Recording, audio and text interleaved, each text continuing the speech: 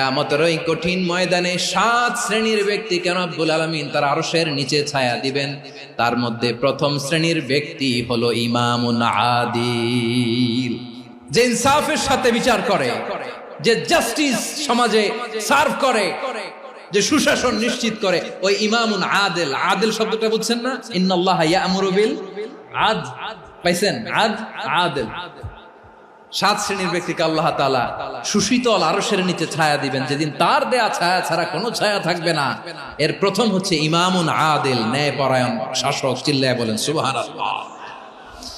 আবার বিশ্বনবী বললেন, ইন্নাল মুকসিতিনা ইনদাল্লাহি আলা মানাবিরা মিন নূর আন ইয়ামিনির রহমান। কিয়ামতের দিন যারা ন্যায় পরায়ণ হিসেবে আল্লাহর সামনে দাঁড়াবে, কিয়ামতের দিন রব্বুল আলামিন তার আরশের ডান দিকে ওই ন্যায় পরায়ণ লোকদের জন্য আরশের ডান দিকে একটা